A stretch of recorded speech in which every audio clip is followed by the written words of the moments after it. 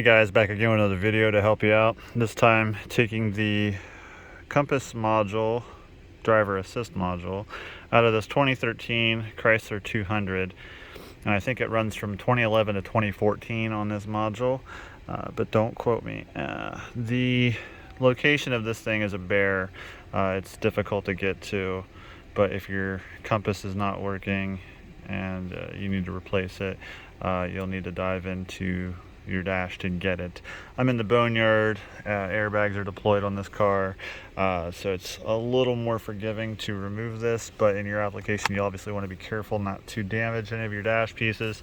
But the location of this sucker is directly above your dash, or below your dash pad, above your steering, or above your steering column, and above your cluster.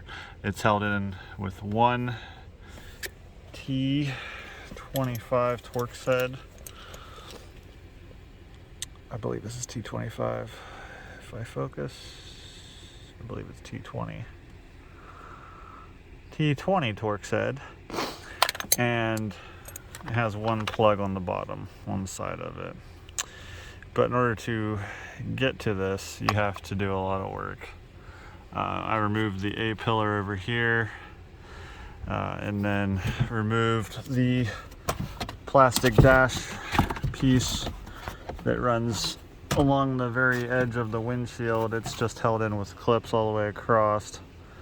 There's no screws holding this. And then put it behind the seat so I don't have it in my way. Then I removed this bezel around the speedometer. It's also just held in with clips on the back side, and it comes off with the top of the cluster. So I set that aside, and then I also had to remove the bezel that sits in here with the clock. It's also just held in with clips, and then you'll have a wiring clip on the back of this for the clock, and down low for the controls here. And then set this aside. I then went ahead and removed the four T20 Torx heads that held the radio in also, just because I wasn't sure if I needed to or not.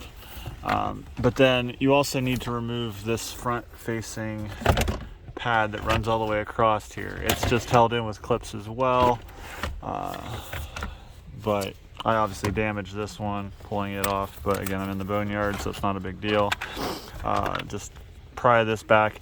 You can use a flat tip screwdriver, but if you're going to do that, make sure you wrap the end of it with black tape or something so you protect the edges of your dash and you don't mar it up. Or if you have a nylon pry tool for panel removing, that works best too. But you'll have a series of Torx heads, T20 Torx heads, all the way across the edge of this up here that you can't really see from this angle. But if you just feel along the edge of this, once you remove that plastic trim piece, you'll feel where the Torx heads are all the way across. And again, the airbag's deployed here, but all the way around the edge here, you'll have about 5 of these or so. And don't forget the one in the middle here either. But that'll take care of that front side. And then the back side, there's nothing holding it over here. You'll want to pop out this panel over here because it holds the edge up here on this end. And then that bezel obviously holds this piece here. And then the same with that centerpiece. But you'll have a T20 Torx head here and another one over here to remove as well. And that is the bare minimum. You may be able to get it just doing that much, but this is also connected to your airbag over here, so it's obviously not going to come up too far, and you don't want to do what I did here and destroy this. It's obviously already jacked because of the airbag deployment, but in yours you obviously don't want to do that. So you may actually need to go in from underneath through the glove box and bolt your airbag from the framework so you can actually raise this up. But with just this much done, you may be able to just slide your hand in underneath here and use a finger ratchet or a 1/4 inch ratchet with a Torx head T20 on it in order to remove the one T20 from the compass. And here it is. And then you'll be able to pull it out far enough to get the plug undone on it and then remove it. But that's where it is, and that's as good as I can get to access it without tearing it all the way apart.